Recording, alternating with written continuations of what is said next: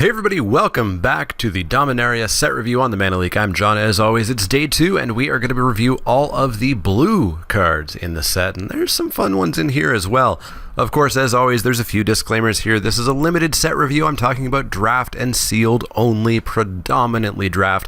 Not talking about Brawl or Commander or Standard or anything else like that. If I badmouth a card that's going to be a 4 of Legacy staple, doesn't matter. Not talking about that. These are my opinions on these cards. I want to hear your opinions on the cards, as of course, down in the comments below. And I have not played with these cards yet. These are simply my first glance feelings on the cards. It's how I'm going to approach the cards at pre-release. It's how I'm going to approach the cards during the first draft, etc. But with that out of the way, let's get on to the cards. Up first is Academy Drake. Academy Drake is 2 and a blue for a creature Drake at common. It's a 2/2 with kicker 4, generic mana. Flying, if Academy Drake was kicked, it enters the battlefield with 2 +1/+1 counters on it. Wind Drake is fine, which this card is. It's basically an all-around star C. It's fine, you play it if you got it. Late in the game, Wind Drake is generally still okay because it's a flyer. But being able to pump Wind Drake up a bunch by throwing an extra 4 mana into it and getting yourself 2 Wind Drakes, easy sell here. It's not a high pick, but it's a card that you basically should always play in every blue deck ever. Solid C+ for Academy Drake. Up next is Academy Journey Mage. Academy Journey Mage is 4 and a blue for a creature human wizard at common. She's a 3/2. This spell costs 1 less to cast if you control a wizard. When Academy Journey Mage enters the battlefield, return target creature an opponent controls to its owner's hand. Let me tell you about Void Wielder. Void Wielder was a 5 mana 1/4 that bounced a creature, and it was fantastic. Absolutely amazing in Return to Ravnica Draft. It was also a little bit of a slower format, which I'm thinking Dominaria finally, I hope, will be a slow set as well. If it is, then this card should be pretty darn solid too. It doesn't block quite as well as Void Wielder did as a 1/4, but potentially being cheaper if you have wizards, which is not hard to do in blue, then this will just be solid. An easy C+ for me, and if the format is a format that I love because it's slow, I'll draft this like a B-. Up next is the Antiquities War. The Antiquities War is 3 and a blue for an enchantment saga at rare. Act 1 and 2, look at the top 5 cards of your library. You may reveal an artifact card from among them and put it into your hand. Put the rest on the bottom of your library in a random order. The third act, artifacts you control become artifact creatures with base power and toughness 5/5. Until end of turn. There's those magic words that make me feel a little hesitant about sagas. As I talked about yesterday, if you didn't already hear this, there's a lot of sagas that I'm really iffy about because you are telling your opponent 2 turns in advance what your plan is, and then 2 turns later you're enacting your plan, and your plan exists for that one single turn. And if it doesn't work, because you told your opponent what was going to happen 2 turns ago, you're done. You just lose the saga. So for me to really like a saga, I need really good permanent effects. This doesn't really have really good permanent effects. You are digging 5 cards deep in your library, hoping to find an artifact and putting it into your hand. It doesn't even go to the battlefield or anything. That's not enough for me, I don't think.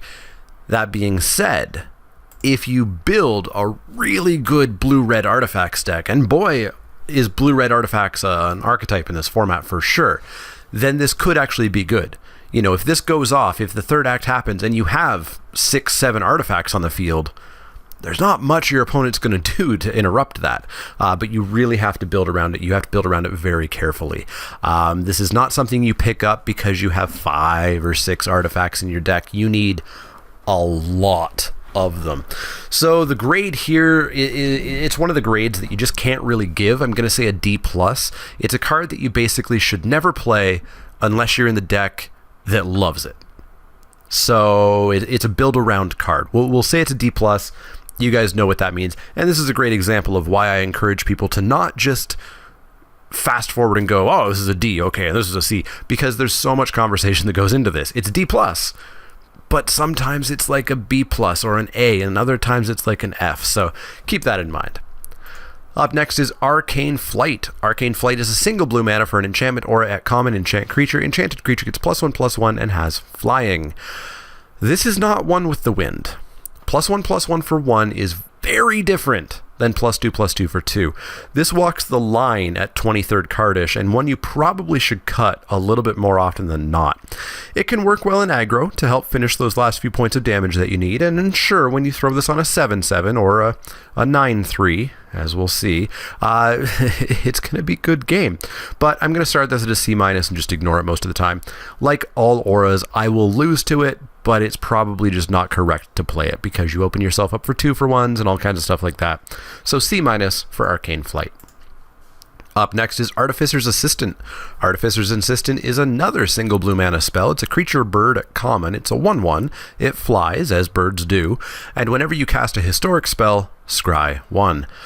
It's a solid include in that blue-red artifacts deck that I was talking about that does look very fun, and is a fine enough include if you're running at least a handful of historic spells. As a 1/1 flyer for 1, it's mediocre. People tend to get really distracted by flying and 1 mana, and they think the card is free, but cards are never free.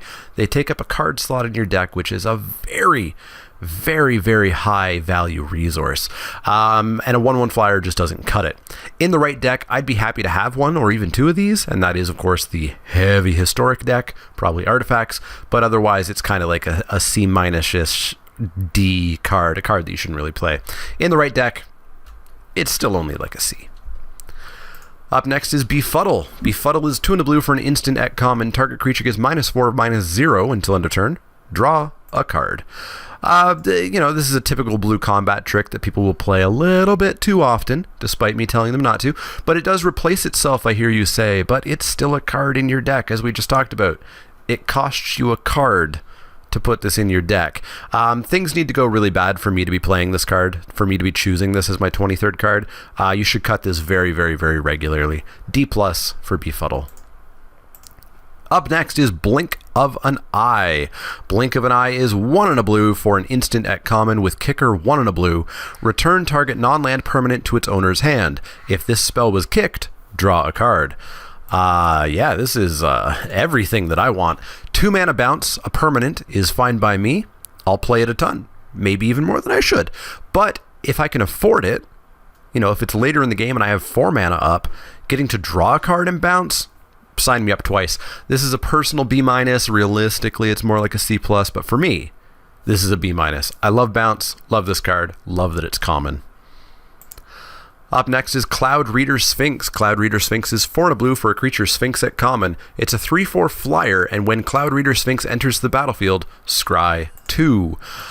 This is just a solid creature. 5 mana 3/4 scry 2 is 100% playable. It's not amazing. Don't spend an overly real pick on this. Pick it up mid-pack, but you'll play the first one in probably just every blue deck. Just a solid C+ for Cloud Reader Sphinx. Up next is Coldwater Snapper. Coldwater Snapper is 5 and a blue for a creature turtle at common. It's a 4/5, and it has hexproof. It is a literal functional reprint of Benthic Giant from Theros. It was identical to this, except it was a giant and not a turtle. Theros was a very slow format, and that card was mediocre. You generally shouldn't be playing Benthic Giants. That format was all about Voltroning, though, so you had 6/7s and 8/9s, which outclassed a 4/5, and I don't think you're really going to have that in this format. Still, it's really expensive for just a dumb 4/5. It's extremely cuttable, probably not even playable. D+ from me. People are going to play this a little bit too commonly, though, to start, but I don't think you really should. D+ for Coldwater Snapper. Up next is Curator's Ward. Curator's Ward is 2 and a blue for an enchantment aura at uncommon. Enchant permanent. Enchanted permanent has hexproof. When enchanted permanent leaves the battlefield, if it was historic, draw 2 cards. No, I'm not spending a card and 3 mana to give something hexproof.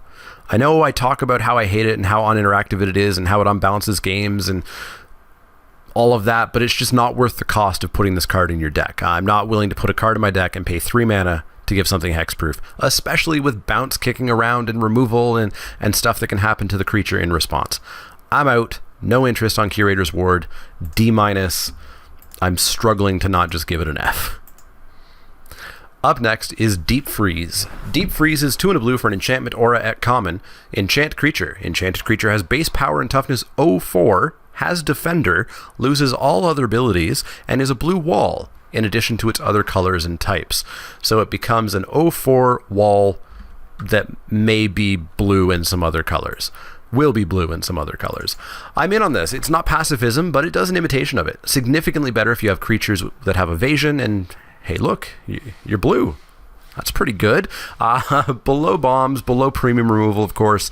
Even below non-premium removal, I think, but then a solid pickup. So kind of a C+ for Deep Freeze.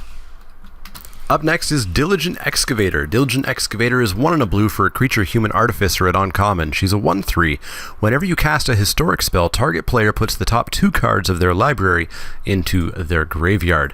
Sure, some night on stream when I'm bored and chat convinces me, I'll try to build a blue-red artifacts mill deck with multiples of these. It'll be dumb, I'll lose, but I'll do it. And I'll do it so that you don't have to. Don't do this, it's bad, F. You're not going to go off with this. 2 cards per spell is not going to mill your opponent. This is an uncommon. Getting 2 of these is going to be relatively exceptional. It's not likely, and getting more is just not going to happen on average. So I'm completely out on this. I think it's just a straight F. Zero interest in Diligent Excavator. Up next is Divination. Divination is 2 and a blue for a sorcery at common, draw 2 cards. Divination is always a weather vane of a format. If Divination is bad, it's because the format's super fast, you're not allowed to dirtle or block, etc., and it's a format that I probably don't enjoy quite as much. If Divination is good, then the format is slow, you're blocking, you're playing mid-range to control a little bit more regularly. I hope Divination is good in this format. We haven't had a format like that in a while, in standard sets anyways. Some of the supplemental ones were pretty good. Now, even in those sets, Divination isn't a super high pick or anything. We're talking the difference between like a C+ and a C- in those formats. But let's be optimistic with a C+ because I see mana sinks, I see blockers, I see kicker, I see long-term or long game mechanics. C+ for Divination. Please let me be correct there.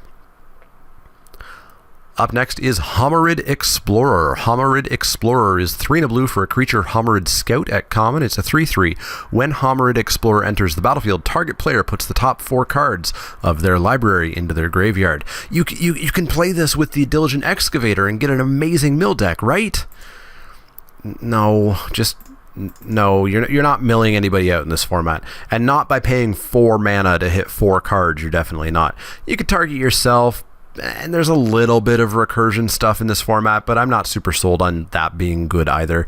So really, this is just a 3/3 for 4 that technically does something, but not really. So I've got this at a C-. I think you just cut this as often as you can. You play it if you desperately need a creature. Up next is In Bolus's Clutches. In Bolus's Clutches is 4 blue for a legendary enchantment aura at uncommon. Enchant permanent. You control enchanted permanent. Enchanted permanent is legendary. It's mind control for 1 more. Sold. 5 mana mind control is really, really good. 6 mana mind control is also really, really, really good. And you might even pick up some legendary synergy or something. It's a historic spell because it's a legendary enchantment. I think this is totally fine. Pretty first pickable in weaker packs, and it's just below bombs and cheap premium removal because, of course, this is also kind of removal. Great card. Solid B+ on it. Up next is Karns Temporal Sundering. Karns Temporal Sundering is 4 blue for a legendary sorcery at rare. Target player takes an extra turn after this one. Return up to 1 target non-land permanent to its owner's hand. Exile Karns Temporal Sundering. No. Time Walk. A 2 mana version of this, except it doesn't have the bounce thing, that can be brought back from the graveyard because it doesn't exile, is typically pretty meh in draft. If you're recurring it a ton, it gets kind of better, but you cannot do that with this. And costing 3 times as much, and I can only cast it if I have a legendary creature out? No, this card's just bad. It's a straight up trap. Yes, extra turns sound like you're cheating at Magic, but they're usually extremely bad, in limited anyways. So straight F for Karns Temporal Sundering. I'm never going to cast this card. Solid F. Up next is Merfolk Trickster. Merfolk Trickster is blue for a creature Merfolk Wizard at uncommon. It's a 2/2 with flash, and when Merfolk Trickster enters the battlefield, tap target creature an opponent controls. It loses all abilities until end of turn. Seems great. Blue is a slight concern, of course, but this isn't really a turn 2 play anyways, so it won't be that much of an issue as long as you're decently blue. The versatility is great, getting to turn off a creature pre-combat, getting rid of First Strike or Death Touch or something during combat. Really good versatility. Not a bomb or anything, but just a fine, super solid C+. I like Merfolk Trickster, C+. Up next is the Murari Conjecture. The Murari Conjecture is 4 and a blue for an enchantment saga at rare. Act 1, return target instant card from your graveyard to your hand. Act 2, return target sorcery card from your graveyard to your hand. Act 3, until end of turn, whenever you cast an instant or sorcery spell, copy it. You may choose new targets for the copies. I don't think this is a limited card. Getting back an instant and then a sorcery on turn 5 or 6 or later would hopefully be some removal that you're getting back, which is actually okay, but you're taking an entire turn off to start doing that. Getting to copy spells again for a single turn isn't the most exciting thing for me. You need to have the right spells and the right mana at the right time, or else this just does nothing. It triggers, gets sacrificed, goes away, and you didn't really do anything. I'm not super interested in this. I could see it being a keystone of a really fun sort of combo-y counterburn deck, but we'll see if the format can actually support that. As it is, I'm starting pretty low on this due to the cost and a bit of necessity of things going perfectly. The spells being in the graveyard in the right order and being cheap enough for you to cast when the third act pops, etc. So I'm at a D on the Murari Conjecture. It just doesn't seem that good for me in limited. Constructed, sure, there's going to be some fun stuff done with that. Anyways, up next is Naban, Dean of Iteration. Naban, Dean of Iteration is 1 and a blue for a legendary creature human wizard at rare. It's a 2/1. If a wizard entering the battlefield under your control causes a triggered ability of a permanent you control to trigger, that ability triggers an additional time. Blech. So, when you cast a wizard, if it has an ETB effect, it triggers twice. Or if it would, cause something else to trigger, I can't think of something exactly offhand, it would do it an additional time. Interesting. Absolutely, certainly interesting, and sure, there's going to be some crazy shenanigans in constructed formats with this. In limited, I don't know. There's obviously a Wizards Tribal that's kind of kicking around. It's also blue-red, which means it is competing a little bit with the blue-red artifact deck as well. And I don't know, there's some stuff that I would love to trigger twice. Bouncing 2 creatures off Academy Journey Mage, cool, that's awesome. Dealing a bunch of damage with some of the red wizards, cool. I don't know about the consistency of that deck coming together, so this is a card that I feel could vary widely in how good it is. So again, kind of like the Antiquities War, I can't really give this a grade. It's a build-around card. If you successfully build a crazy Wizards deck with a ton of ETB triggers, Naban's going to be an amazing include in that deck. And if you don't, it's a 2/1 for 2. That's it. So I'm going to say like D+ on this, and it is one of those build-around cards where if it works, boy is it going to work. And if it doesn't, the fail case is pretty mediocre. So D+ for Naban, Dean of Iterations, and that grade doesn't really mean much of anything. Moving on, we've got Naru Maha, Master Wizard. She's 2 blue for a legendary creature human wizard at Mythic. She's a 3/3 with flash. When Naru Maha, Master Wizard enters the battlefield, copy target instant or sorcery spell you control. You may choose new targets for the copy. Other wizards you control get +1/+1. So what happens here, especially if you're on Magic Online, is you need to hold priority when you cast an instant or sorcery spell, and then you cast this in response and copy that instant or sorcery spell. Kind of like a Dual Caster Mage. I almost could not remember that. Realistically, you're copying a 2, maybe 3 mana spell, because you still need 4 mana for Naru. So, you're not copying, the 5 mana exile instant or anything like that. You're copying something small. So I'm not super sold on that. There are some okay targets for sure, though. Honestly, I think the far more interesting part is her being a Wizard Lord. 3/3 flash that buffs a portion of your team is super, super, super solid. I think that's the general case, and you only get fancy copying a spell if the stars kind of align. All around, she's like a solid B for Wizards. If you're light, it's a bit more of a C+. It's still a 3/3 flash for 4, which is going to get your opponent. So all around B for Naru Maha, Master Wizard. Up next is Opt, a card that we just saw in Rivals of Ixalan. Opt is a single blue mana for an instant at common. Scry 1, draw a card. Opt is Opt. It's totally fine. We play it and we're pretty happy about it. There's some great games where you pass the turn on turn 1 and then end of your opponent's turn you get to Opt and it feels really good. If you've got a spot for it, you always run it. But you also don't feel bad cutting it. So that's kind of the definition of a C. Up next is Precognition Field. Precognition Field is 3 and a blue for an enchantment at rare. You may look at the top card of your library at any time. You may cast the top card of your library if it's an instant or sorcery card. Pay 3, exile the top card of your library. This is tough because if this works in any way, it means the format is a format that I'm going to love. It means games are going to go long and you can just casually spend 3 mana to throw away the top card of your library because you don't want it. But that does require a slow format, which I'm hoping this is. Occasionally having this virtually draw you a card is cool because, you could just cast that instant off the top of your deck. So let's continue being optimistic that this is in fact going to be a slow format and this is a card that will totally work in this format.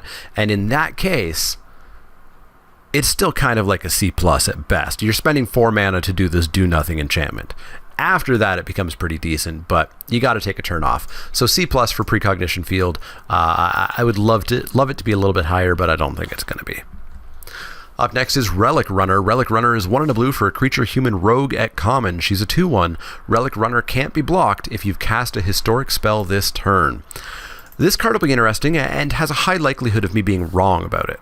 Getting in for 2 when casting an artifact in the blue-red artifacts deck, or a legendary or a saga, sure, is decent value and could over the course of the game be what determines the game.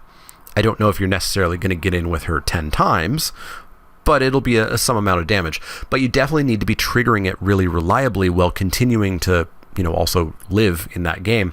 I don't think this is amazing or even a keystone of that deck, so I think it is just kind of a C in that deck and pretty cuttable in others. So C, lower if you're not really heavy on historic. Up next is Rescue. Rescue is a single blue mana for an instant at common. Return target permanent you control to its owner's hand. Dive Down is infinitely better than this. A single blue mana for hexproof, something that keeps the creature there, is way better than this because having to recast that creature really kind of sucks. Sure, sometimes you'll get an extra ETB trigger, which could be cute, but I just don't want to spend a card slot on this. Again, a lot of people look at single mana instants and feel like it's free, but it is very, very, very not free. Until further notice, I am extremely out on this card. D- for Rescue. Up next is Sage of Latinum. Sage of Latinum is 1 and a blue for a creature human artificer at uncommon. It's a 1/2, tap, sack an artifact, draw a card. Now this is going to be a keystone of that blue-red artifacts deck, and there's a lot of artifacts in this set. There's like 30, 25, something like that, a lot of them, and many of them are fine. Like always, a lot of the artifacts are overcosted and underpowered. But yeah, the artifact deck is going to need to do stuff with the artifacts. And, a lot of the stuff is when you cast a historic spell, when you cast an artifact. So you're going to get it on that. And then when that artifact's sitting there not doing too much, you can sack it to this guy and replace it with another card. Seems really good in that deck. I think it's like probably like a C+, maybe a B- in that deck. If you are not heavy on artifacts, though, you don't play this card.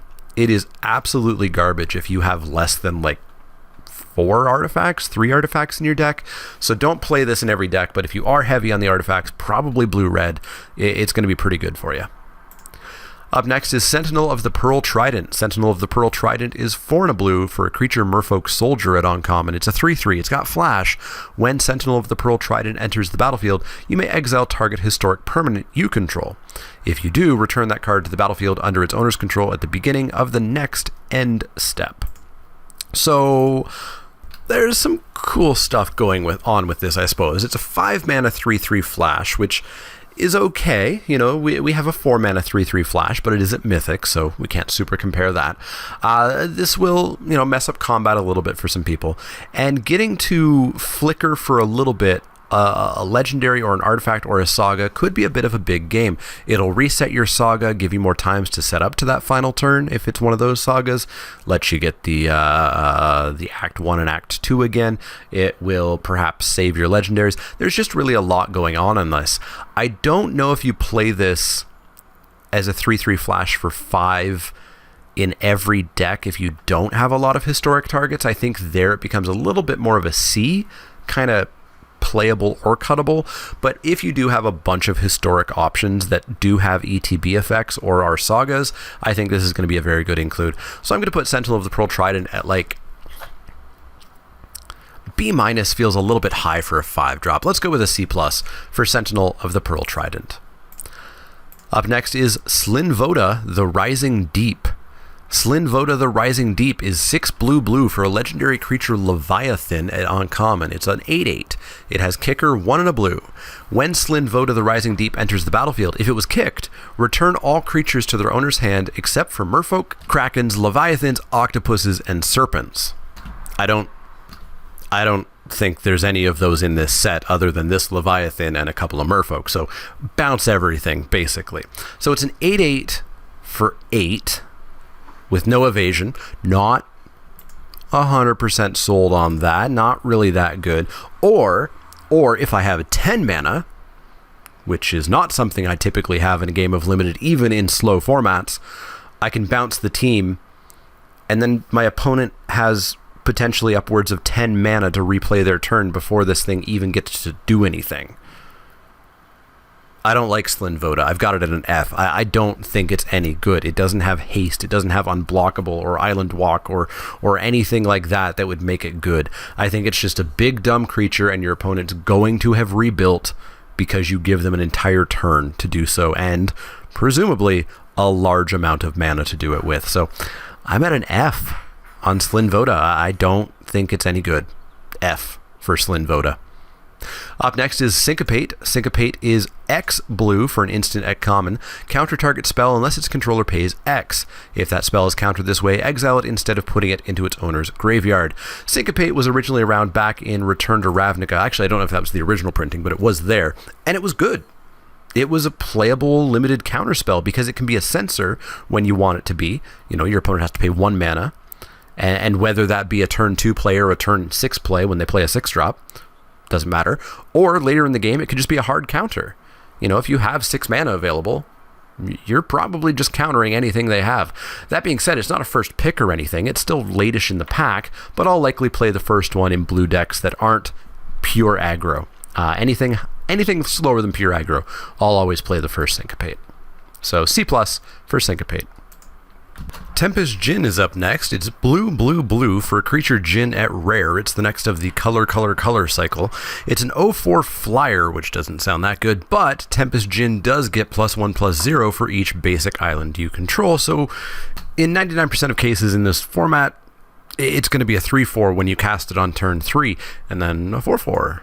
5/4, 6/4, who knows? Anyway, since this flies, I'm not 100% concerned about getting this on turn 3. Obviously, I would strongly prefer it, but you're not as beholden to getting this early, which means it's not as bad in like a 9/8 or 8/8 split blue deck, but you would strongly prefer to be something more like 10/7, be a very, very heavy blue deck, especially since it does reward you for being very heavily blue. The white one that we looked at yesterday, for example, kind of rewarded you for being white, because white usually has a lot of little creatures, but it also works in several other colors.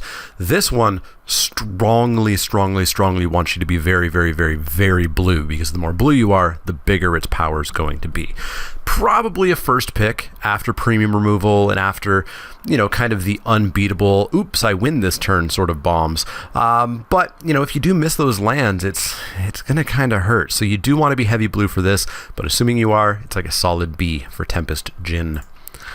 Up next is Tatsuko Umezawa, Fugitive. Tatsuko is 1 and a blue for a legendary creature human rogue at uncommon. She's a 1/3, and creatures you control with power or toughness 1 or less can't be blocked.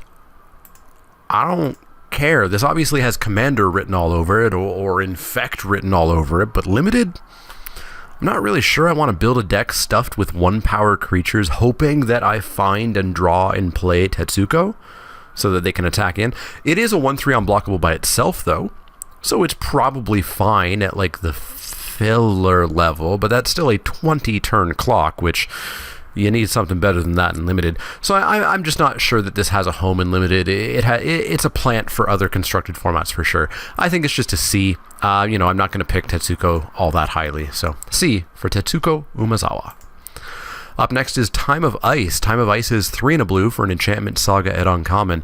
Act 1 and 2, tap target creature an opponent controls. It does an untap during its controller's untap step for as long as you control Time of Ice, which is only going to be 2 turns. Remember, you do sack it after Act 3. Act 3, return all tapped creatures to their owner's hand. I really like this saga. I think it's such a good tempo play. You tap a creature as soon as you play it. Next turn you tap another creature, and then you bounce those creatures on Act 3. That just seems really solid. I'd pick this relatively highly and head towards something tempo-y, control-y, something that's trying to get to the late game.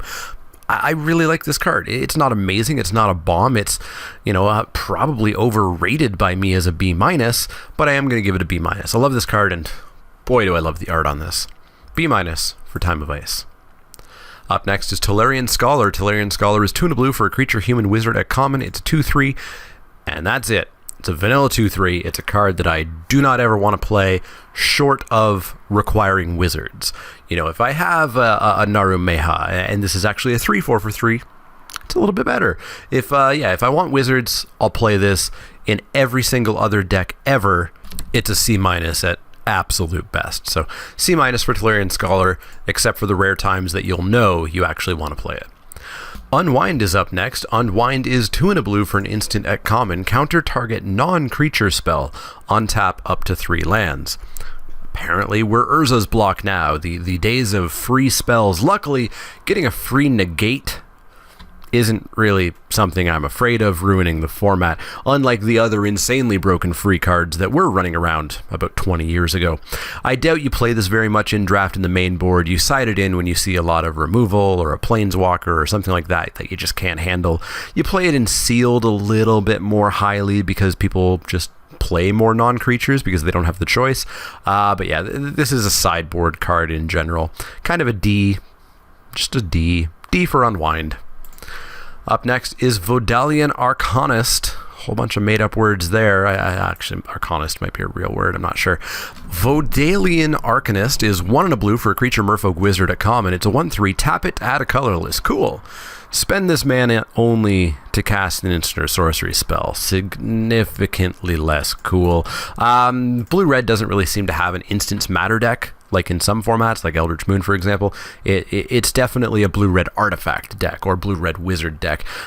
I don't think I'm playing a 1/3 that taps for only instants and sorceries. It is ever really going to be worth it. I'd love to see it happen, but I don't buy it. So D+ for Vaaldan Arcanist. I just don't think it has a home. Up next is Weight of Memory. Weight of Memory is 3 blue for a sorcery at uncommon. Draw 3 cards. Target player puts the top 3 cards of their library into their graveyard. More mill. Just no. Draw 3 for 5 isn't the worst, though, and the existence of this card at uncommon, even, suggests to me that this format is friendly to it. Otherwise, this feels like it would just be a common card. Milling 3 may be up your alley in certain decks, even, if you're looking to recur something. You could hit your opponent, but don't just blindly do that. Make sure that it wouldn't help them. If they are actively trying to recur stuff, mill yourself. Milling yourself is not that bad. All in all, I hope this is a decent card and a relatively high pick because it's draw 3 for 5. If this is a format that I love because it's super slow, this probably will be fine. But it is sorcery speed, so I'm going to go C+ at best. And I hope it is a C+. So C+ for Weight of Memory. Up next is Wizard's Retort. Wizard's Retort is 1 blue for an instant at uncommon. Counter target spell. It's a cancel. But this spell costs 1 less to cast if you control a wizard. It's counterspell. We just got to play with counterspell in Masters 25. And surprise, it was just fine, I guess. You just don't really want to be playing counter spells all that much in limited, and playing one that is cancel some amount of the time probably just isn't that good. So I don't think you really play Wizard's Retort. If you are the blue-red Wizards deck for sure, then maybe it goes up ever slightly, but I don't think it even goes above a C. So C for Wizard's Retort.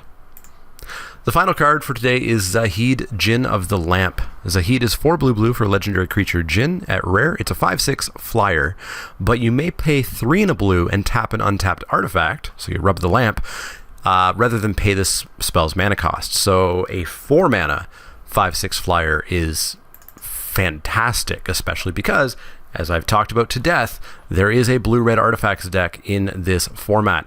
5/6 flyer for 4, sign me up. This is going to be a groan test of a card when it comes down on turn 4 and suddenly you're looking at a 5/6 flyer.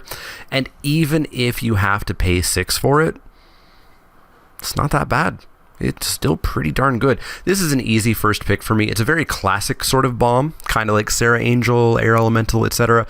Not in the vein of Scarab God being a bomb or something ludicrous like that. And I'd be very happy to draft this. I think it's just a solid A. I think it's just good. It's going to end games. It's going to end games relatively quick. So solid A, first pick for Zahid, Djinn of the Lamp. So that's going to wrap it up for blue. Blue has some good cards. Blue also has some bad cards. I will certainly try the mill deck at some point on stream when maybe I've had a beer or two or something. But yeah, I think there's a lot of jank here, unfortunately. But there is Zahid, there is Time of Ice, there's some good stuff here. And the blue-red artifacts deck, it looks fun. Let me know what you're excited about blue. Let me know about the cards that you agree with, disagree with, etc. in the comments down below. As always, if you have any questions, comments, or suggestions, you can find me on Twitter at the Mana Leek. That's Leek, like the vegetable, not the card. You can also find me at facebook.com/themanaleek, twitch.tv/themanaleek, and patreon.com/themanaleek. If you like the content, click that thumbs up button. Click subscribe if you want to see more. And if you do have questions, comments, or suggestions, let me know. Otherwise, see y'all tomorrow for the Black Set review.